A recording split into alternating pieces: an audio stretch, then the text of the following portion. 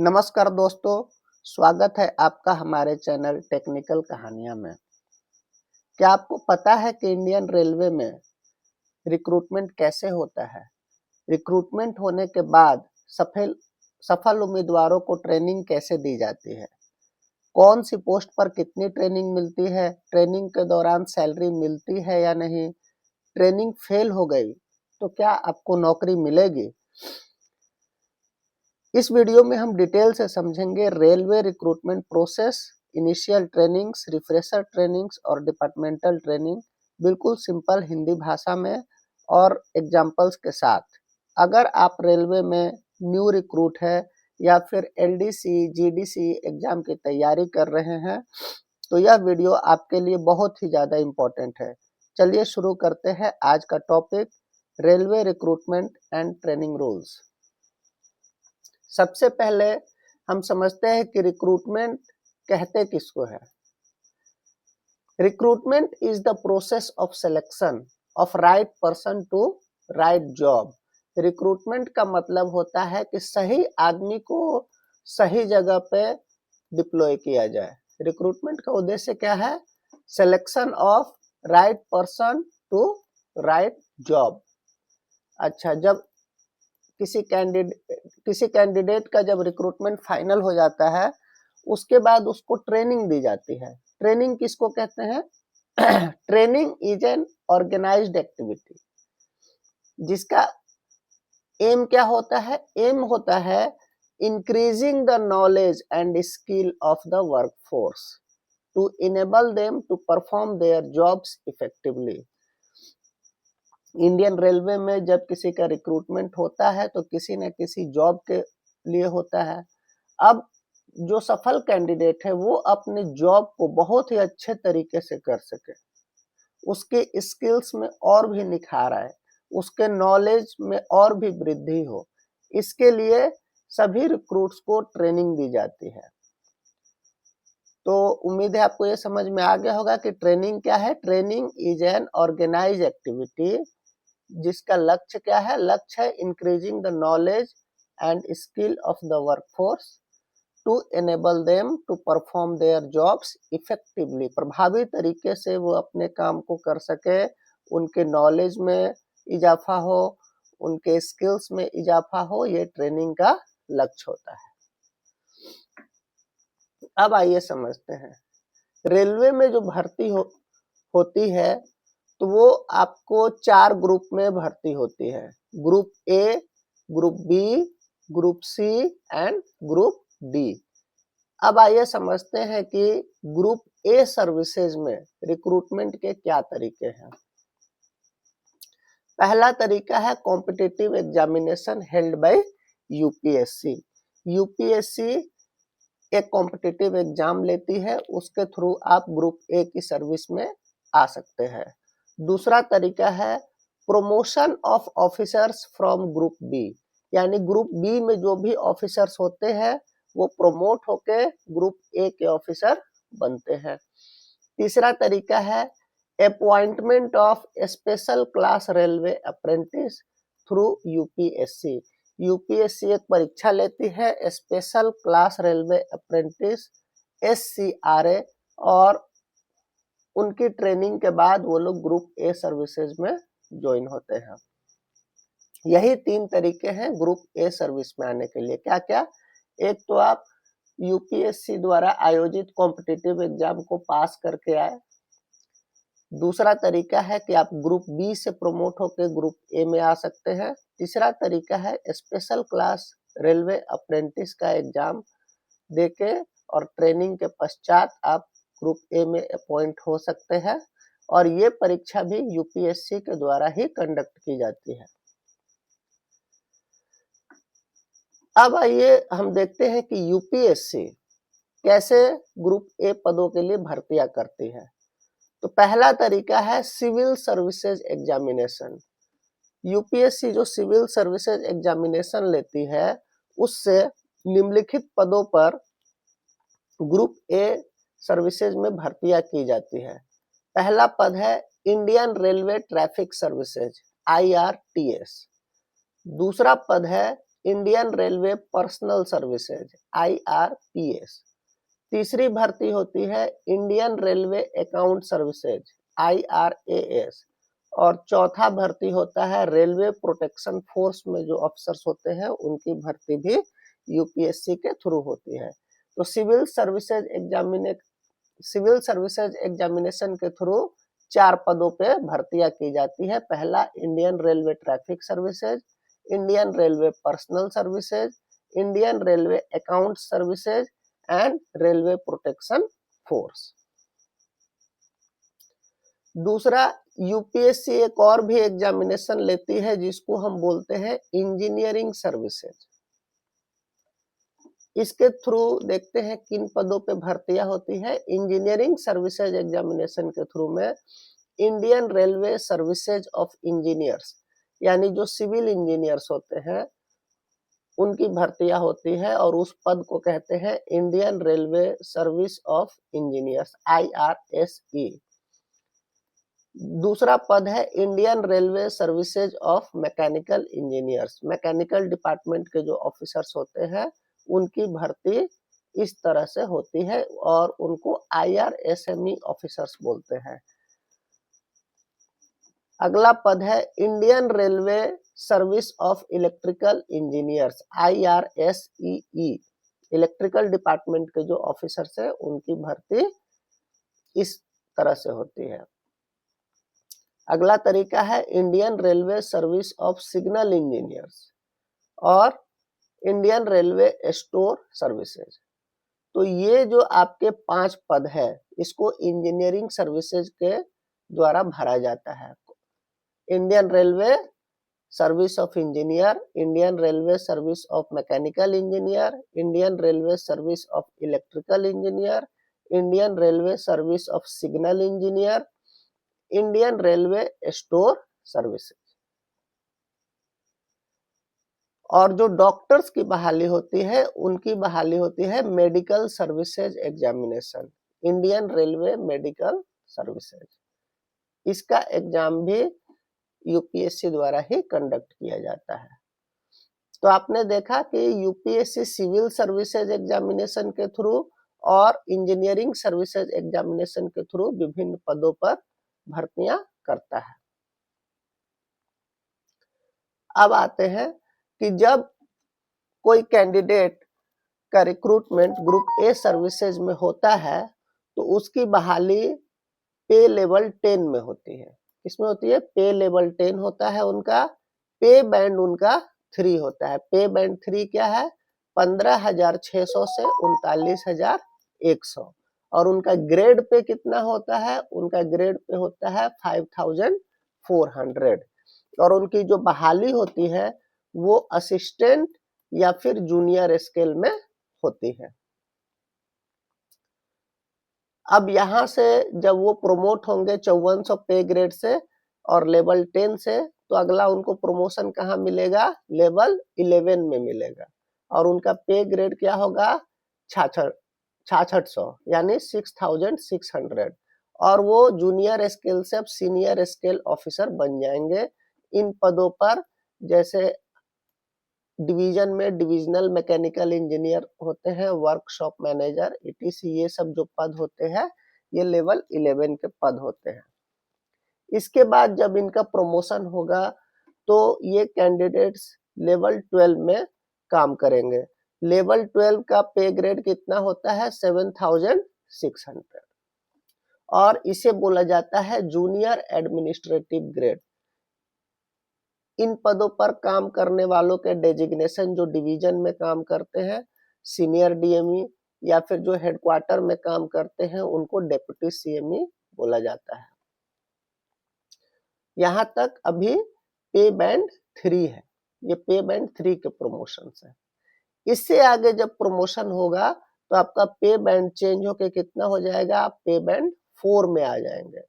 और लेवल 13 से पे बैंड 4 की शुरुआत होती है। यहाँ पर आपको मिलेगा 8,700 पे ग्रेड और उन ऑफिसर्स को बोला जाता है selection grade officers. Selection grade officers. इसके बाद आप प्रमोट होकर लेवल 14 में आएंगे और आपका पे ग्रेड हो जाएगा 10,000। और आपको बोला जाएगा senior administrative grade officers, SAG। और इन पदों के नाम है CWE, CRAC यानी chief rolling stock engineer, chief workshop manager. इसके आगे जब आप प्रमोट होंगे तो लेवल 15 में आएंगे। लेवल 15 के ऑफिसर्स को बोलते हैं HAG, हायर एडमिनिस्ट्रेटिव ग्रेड।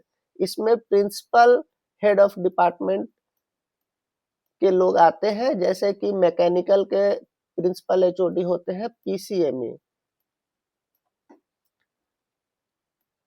इसके आगे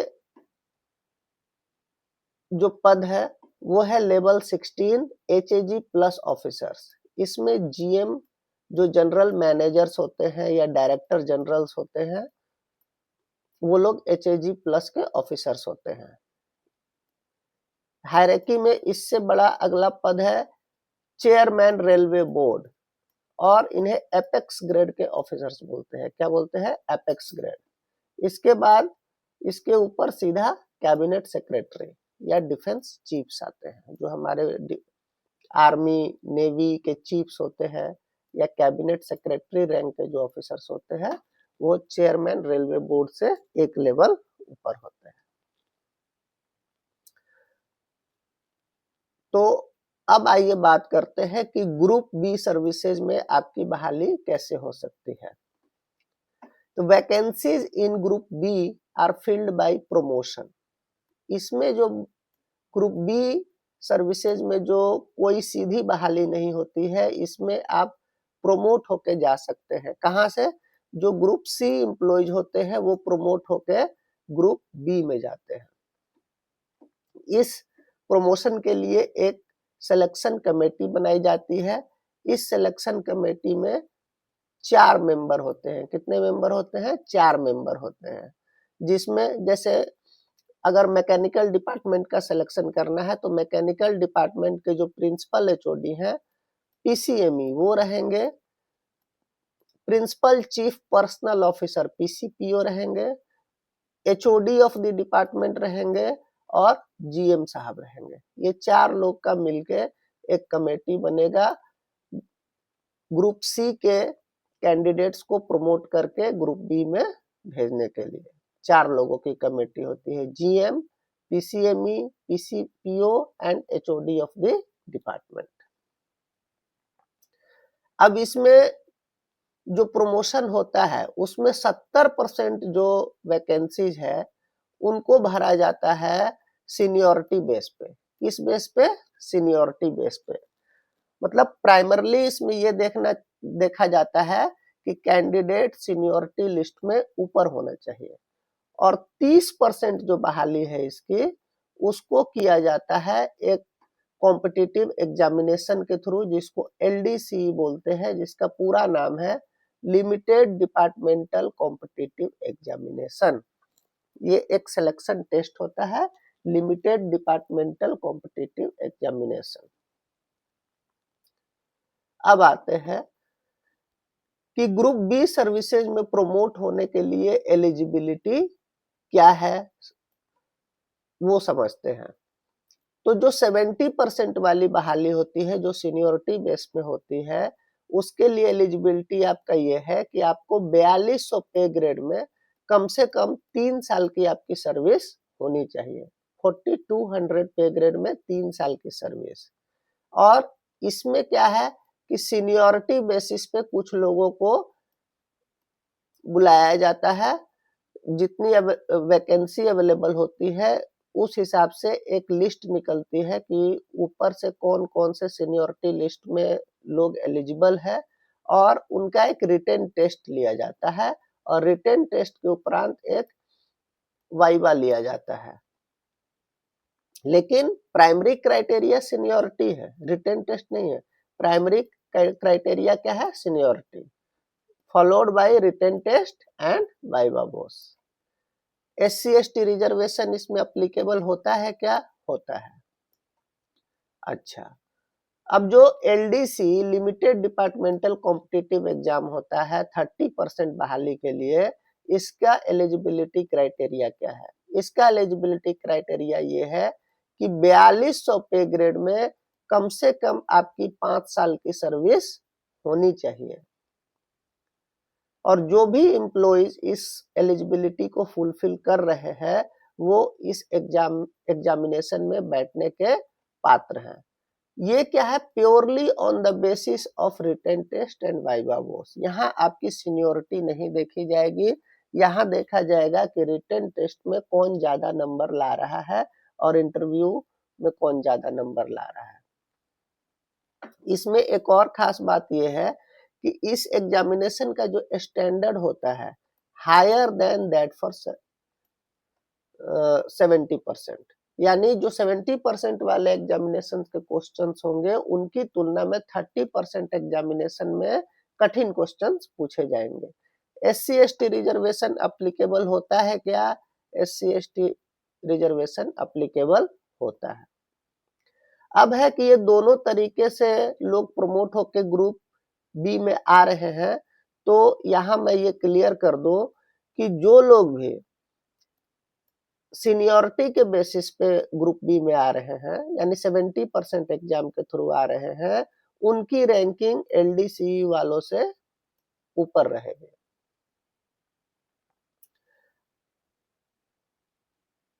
अब देखिए 70% में क्या होता है कि अगर एक वैकेंसी है तो सीनियोरिटी लिस्ट में जो ऊपर से 5 टॉप लोग हैं उनको बुलाया जाएगा। अगर 2 वैकेंसी है तो 8 लोगों को बुलाया जाएगा। 3 वैकेंसी है तो 10 लोगों को बुलाया जाएगा सीनियोरिटी के हिसाब से। और अगर 4 या उससे ज्यादा बहाली है तो 3 गुना लोगों को इनवाइट किया जाता है एग्जामिनेशन में बैठने के लिए। इसमें आपका जो पासिंग मार्क होता है वो कितना होता है? 60%। जिनका भी मार्क्स रिटन एग्जामिनेशन में 80% से ऊपर आएगा उनको आउटस्टैंडिंग की श्रेणी में रखा जाएगा, और 60 से 80 के बीच में जिनका मार्क्स आएगा उनको अदर्स की कैटेगरी में रखा जाएगा। वहीं LDCE एग्जामिनेशन में क्या है कि यहाँ भी पास मार्क्स आपका 60% है, लेकिन ग्रेडेशन आपका जो होगा as per overall marks obtain, जिसके जितना मार्क्स आएगा उसको रैंकिंग में उतना ऊपर रखेंगे। जब आप ग्रुप बी में प्रमोट होकर जाते हैं तो आप पे बैंड 2 की सैलरी पाते हैं, जिसका पे ग्रेड है 9300 से 34,800। और आपका ग्रेड पे क्या रहेगा? ग्रेड पे आपको मिलेगा 4800 का, और आप किस लेवल में जाएंगे? लेवल 8 में जाएंगे। यानी आप लेवल 6 या 7 में थे जब आप ग्रुप सी में थे, और अब आप लेवल 8 के अधिकारी होंगे। अब देखिए लेवल 8 को तो मैंने पहले ही बताया था कि उनको जूनियर स्केल या असिस्टेंट स्केल बोलते हैं। इसमें आपको पद जो दिया जाएगा ADME यानी assistant divisional mechanical engineer, AWM assistant works manager, ये आपके डेजिग्नेशन होंगे। जब आपकी सर्विस 3 साल पूरी हो जाएगी पे बैंड 3 में, तो फिर आपको लेवल 10 की सैलरी और ग्रेड पे आपका कितना हो जाएगा? 5400। लेकिन आप रहेंगे उसी रोल में, जूनियर स्केल या असिस्टेंट स्केल के ही आप ऑफिसर रहेंगे। लेकिन लेवल 8 में 3 साल की आपकी जब सर्विस पूरी हो जाएगी तो आपको 5400 4800 पे ग्रेड को बढ़ा के 5400 पे ग्रेड कर दिया जाएगा आपका, और आप लेवल 10 में आ जाएंगे। अच्छा, इसके बाद नॉर्मली जो प्रमोशन होता है लेवल 10 के बाद लेवल 11, लेवल 12, 13, 14, 15, इसमें आप प्रमोट होकर जा सकते हैं। अब आइए समझते हैं कि ग्रुप सी सर्विसेज में बहाली कैसे होती है। The recruitment to fill up a group C post is made through direct recruitment through RRB। Railway recruitment board जो होते हैं वो डायरेक्ट बहाली निकालते हैं ग्रुप सी पदों के लिए, और एक डिपार्टमेंटल एग्जाम भी होता है, general departmental competitive exam, GDCE दे के भी आप आ सकते हैं, या फिर आप रेलवे रिक्रूटमेंट बोर्ड के थ्रू में सीधी भर्ती से ग्रुप सी पदों पर बहाल हो सकते हैं। दूसरा तरीका है, अगर कोई एम्प्लॉय ग्रुप डी में काम कर रहे हो तो वो प्रमोट होकर ऑफ कोर्स ग्रुप सी में आ सकते हैं। तीसरा, direct recruitment of dependents of crippled, D categorised, incapacitated employees retired on medical ground. यानी कोई सर्विस में है और उसकी मेडिकल कंडीशन बहुत खराब हो जाती है, जब वो काम करने लायक नहीं होता है, तो उनके जो डिपेंडेंट्स होते हैं उनको नौकरी दिया जाता है ग्रुप सी में। या कोई विकलांग हो जाता है या फिर डी कैटेगराइज होके यानी मेडिकल कंडीशन की वजह से नौकरी छोड़ दिया, तो इन लोगों के जो डिपेंडेंट्स होते हैं वो लोग की बहाली जो है ग्रुप सी पदों पर होती है। चौथा है ऑन कॉम्पेशनेट ग्राउंड।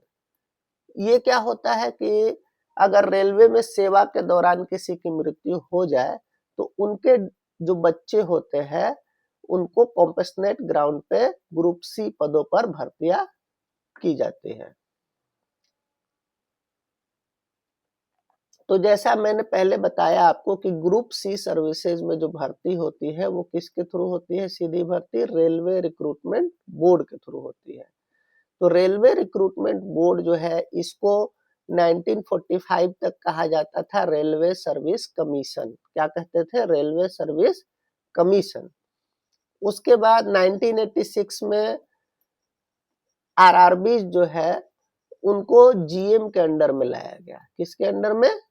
1986 तक जो है ये जीएम के अंडर में आरआरबी काम कर रहे थे, लेकिन 98 से अब रेलवे रिक्रूटमेंट बोर्ड जो है वो रेलवे बोर्ड के अंतर्गत काम करते हैं। टोटल कितने रेलवे रिक्रूटमेंट बोर्ड है? टोटल रेलवे रिक्रूटमेंट बोर्ड है भारत में 20। अब देखिए इसमें जो है ग्रुप सी जो होता है ये पे बैंड 2 की नौकरी इसमें आपको मिलती है और इसमें आपका ग्रेड पे 4200 या 4600 होता है, यानी आप लेवल 6 या लेवल 7 में काम करते हैं। और लेवल 6 जो जूनियर इंजीनियर जो बहाल होके आते हैं वो लेवल 6 में होते हैं, और जो लोग डायरेक्ट सीनियर सेक्शन इंजीनियर में भर्ती होके आते हैं उनकी भर्ती होती है लेवल 7 में। और यहाँ इनका पे ग्रेड जूनियर इंजीनियर कितना है? 4200। सीनियर सेक्शन इंजीनियर का पे ग्रेड क्या है? 4600। तो जो जूनियर इंजीनियर है 4200 में वो प्रमोट होके फिर किस में जाएगा? लेवल 7 में 4600 और बनेगा सीनियर सेक्शन इंजीनियर। लेकिन जिसकी बहाली डायरेक्ट 4600 पे ग्रेड में हुई है उसको एमएससीपी यानी जब आपका प्रमोशन बहुत दिनों तक ड्यू रहता है तो आपको एमएससीपी दिया जाता है। इसके बारे में हम एक डिटेल वीडियो करेंगे। तो आप 4600 पे ग्रेड से आपको फिर आपका पे ग्रेड बढ़ा के कर दिया जाता है 4800, और एक और पे ग्रेड आपको मिल सकता है एमएससीपी के थ्रू ही 5400 पे ग्रेड, लेकिन पद का नाम आपका वही रहेगा, सीनियर सेक्शन इंजीनियर। अब आते हैं कि ऑर्गेनाइजेशन कैसे होता है। जो रेलवे रिक्रूटमेंट बोर्ड है उसमें सबसे ऊपर होते हैं चेयरमैन। कौन होते हैं? चेयरमैन। चेयरमैन जो होते हैं वो एसएजी ग्रेड के ऑफिसर्स यानी सीनियर एडमिनिस्ट्रेटिव ग्रेड के ऑफिसर्स होते हैं, और वो चेयरमैन के तौर पे काम करते हैं रेलवे रिक्रूटमेंट बोर्ड में। उनके नीचे होते हैं मेंबर सेक्रेटरी। चेयरमैन के नीचे कौन है? Member secretary. ये जो होते हैं ये सिलेक्शन ग्रेड या जूनियर एडमिनिस्ट्रेटिव ग्रेड के ऑफिसर्स होते हैं। सिलेक्शन ग्रेड क्या होता है? सिलेक्शन ग्रेड होता है जेजी से आप प्रमोट होके सिलेक्शन ग्रेड में जाते हैं। तो या तो ये सिलेक्शन ग्रेड के ऑफिसर हो सकते हैं या जेएजी के ऑफिसर हो सकते हैं जो मेंबर सेक्रेटरी की तरह काम करते हैं। मेंबर सेक्रेटरी के नीचे फिर आते हैं सेक्रेटरी, जिसमें सीनियर स्केल के ऑफिसर्स होते हैं। सीनियर स्केल यानी 6600 पे ग्रेड के। किस पे ग्रेड के? 6600 पे ग्रेड के जो अधिकारी होते हैं उनको हम बोलते हैं सीनियर स्केल ऑफिसर्स। वो लोग एज अ सेक्रेटरी काम कर सकते हैं रेलवे रिक्रूटमेंट बोर्ड में। और असिस्टेंट सेक्रेटरी जो होते हैं वो जूनियर स्केल के ऑफिसर्स होते हैं। जूनियर स्केल यानी कि 5400 पे ग्रेड। अच्छा, इसमें जो रिक्रूटमेंट होता है लगभग 80 से 100 कैटेगरीज में रेलवे रिक्रूटमेंट बोर्ड जो है भर्तियां करता है। माध्यम क्या है? Online examination. क्या माध्यम है? Online examination.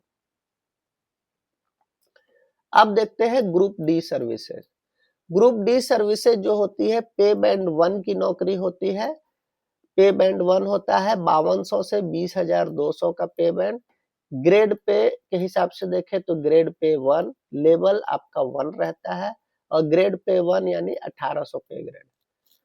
इसमें बहाली जो होती है ओपन मार्केट के थ्रू होती है। ओपन मार्केट के थ्रू बहाली कौन करता है? रेलवे रिक्रूटमेंट बोर्ड नहीं करता है, यहाँ बहाली करता है रेलवे रिक्रूटमेंट सेल, जिसे हम आरआरसी बोलते हैं।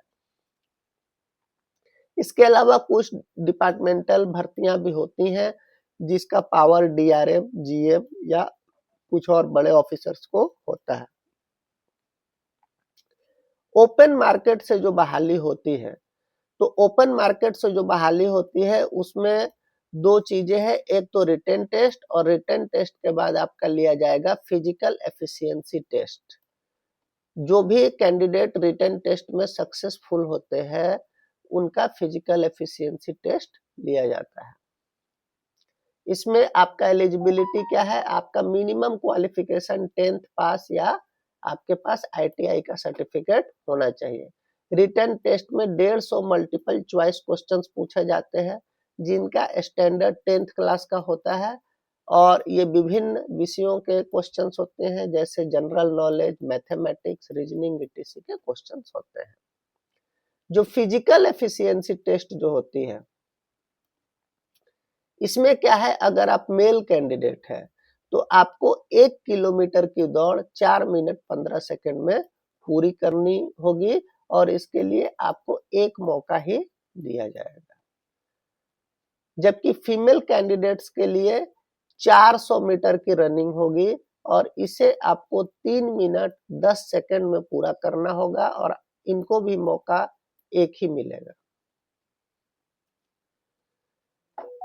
अब कुछ और भी कोटा होते हैं जिनके थ्रू भर्तियां होती है, जैसे कि sports quota.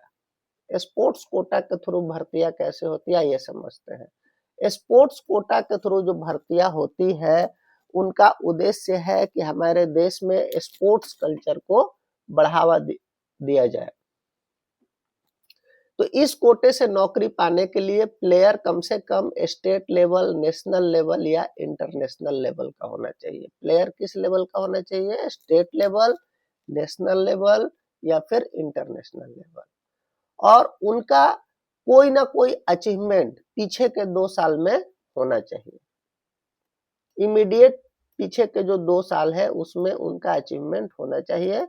And quota can not be carried forward, यानी अगर इस साल कोटे की सीटें नहीं भरी तो उनको अगले साल के कोटे की सीटों में जोड़ा नहीं जाएगा। इसमें 2 माध्यम होती है स्पोर्ट्स कोटा में। एक तो होता है टैलेंट स्काउटिंग, यानी आपके टैलेंट के बेस पे। दूसरा होता है ओपन एडवर्टाइजमेंट देके भर्तियां की जाती है। तो 50% भर्तियां जो होती है वो टैलेंट स्काउटिंग के थ्रू होती है, 50% भर्तियां जो होती है वो ओपन एडवर्टाइजमेंट के थ्रू होती है। एक और कोटा होता है scouts and guide quota. Scouts and guide quota में जो है इसमें ग्रुप सी पदों पर भर्ती की जाती है, यानी पे बैंड 1 में, जिसमें आपका ग्रेड पे 1800, 1900 या 2000 पे ग्रेड की नौकरियों में बहाली की जाती है। हर रेलवे 2 बहाली कर सकता है स्काउट गाइड्स कोटा में, और जो पीयूज हैं वो एक बहाली कर सकते हैं। यानी पीयू यानी प्रोडक्शन यूनिट। प्रोडक्शन यूनिट साल में एक कोटा है इनका, और जो बाकी रेलवे है जैसे south eastern railway, north frontier railway, तो ये सब जो है 2 बहाली कर सकते हैं हर साल स्काउट्स गाइड कोटा में। इसमें एजुकेशनल क्वालिफिकेशन क्या है? एजुकेशनल क्वालिफिकेशन है जो उस पद के लिए रिक्वायर्ड होता है, प्लस में आपके पास स्काउट्स गाइड्स का क्वालिफिकेशन होना चाहिए, यानी प्रेसिडेंट से आपको गोल्ड मेडल मिला होना चाहिए। रिक्रूटमेंट कैसे होती है? रिक्रूटमेंट होती है मीडिया में ओपन एडवर्टाइजमेंट दिया जाता है और इसमें आपको रिटेन एग्जाम 50 मार्क का होता है और 50 मार्क जो होता है वो 2 भागों में बटा होता है। स्काउट गाइड का जो एक्सपीरियंस होता है आपका उसके लिए 35 मार्क्स और इंटरव्यू में 15 मार्क्स मिलते हैं। टोटल 100 मार्क का एग्जामिनेशन होता है, यानी रिटेन एग्जामिनेशन 50 मार्क का होगा, 35 नंबर होंगे आपके एक्सपीरियंस के as a scout guide and 15 marks होंगे इंटरव्यू के और टोटल 100 मार्क्स का एग्जामिनेशन होता है। आइए अगला कोटा समझते हैं। अगला कोटा है कल्चरल कोटा। कल्चरल कोटा क्या है कि इसका उद्देश्य है कि कल्चरल एक्टिविटीज को बढ़ावा देना। इसमें आप ग्रुप सी में बहाली हो सकते हैं, वही आपका स्केल रहेगा 5200 से 20,200 यानी पे बैंड 1 और आपको ग्रेड पे 1800, 1900 या 2000 ग्रेड पे वाली नौकरियों में आपकी भर्ती हो पाएगी। इसमें भी जो ईच रेलवे है यानी हर एक रेलवे जो है साल में 2 भर्ती कल्चरल कोटा से कर सकता है। जो प्रोडक्शन यूनिट्स है वो भी 2 भर्ती कल्चरल कोटा से कर सकते हैं। एजुकेशनल क्वालिफिकेशन जो पद के लिए जरूरी है वो आपके पास होनी चाहिए और डिग्री या डिप्लोमा का कोर्स आपका होना चाहिए म्यूजिक, डांस या फिर ड्रामा में, म्यूजिक में या फिर डांस में या फिर ड्रामा में। इसमें रिटेन एग्जामिनेशन 50 नंबर का होगा, आपका प्रैक्टिकल डेमोन्स्ट्रेशन के 35 मार्क्स होंगे और जो आपको रिवार्ड्स या साइटेशंस मिले हैं उसके लिए आपको 15 मार्क्स दिया जाएगा, टोटल 100 मार्क। आइए अगले कोटे की बात करते हैं। अगला कोटा है PWD, person with disability quota. तो साल में जितनी बहालियां होती है उनका 3% जो है वो पीडब्ल्यूडी कोटा के लिए रिजर्व रहता है और इस 3% में भी 1% ब्लाइंड्स के लिए, 1% डीफ एंड डम्ब के लिए और 1% ऑर्थोपेडिकली हैंडीकेप लोगों के लिए होता है। ये भी जो है बेस्ड ऑन एजुकेशन क्वालिफिकेशन आपको ग्रुप सी या ग्रुप डी में भर्ती होती है और ये भर्तियां जो है आरआरबी या आरआरसी के थ्रू में होती है। बहाली का एक और भी तरीका है लैंड लूजर्स, जिनकी जमीन रेलवे प्रोजेक्ट्स में जाती है उनको भी रेलवे में नौकरियां दी जाती है। ग्रुप सी की नौकरी मिलती है जो कि ग्रुप सी में भी कौन सी, पे बैंड 1 की नौकरी, यानी 5200 से 20,200 पे बैंड की और ग्रेड पे 1800 में ही आपको लैंड लूजर को जॉब मिल सकता है और अफेक्टेड एक परिवार से किसी एक ही जन को जॉब मिलेगी और उनकी स्क्रीनिंग की जाती है कि परिवार में कौन सदस्य योग्य है नौकरी के। दोस्तों आज हमने बात किया रेलवे में विभिन्न पदों पर रिक्रूटमेंट के तरीकों के बारे में। अगले वीडियो में रिक्रूटमेंट के बाद होने वाली ट्रेनिंग के बारे में हम समझेंगे। ट्रेनिंग क्यों दी जाती है, कितनी अवधि की दी जाती है, किस प्रकार की ट्रेनिंग की जरूरत किस प्रकार के एम्प्लॉइज को होती है, इसको विस्तार में समझेंगे। आपका हमारे चैनल पर बने रहने के लिए बहुत बहुत धन्यवाद। ऐसे ही अपना प्यार और आशीर्वाद हमारे ऊपर बनाए रखें। प्रणाम।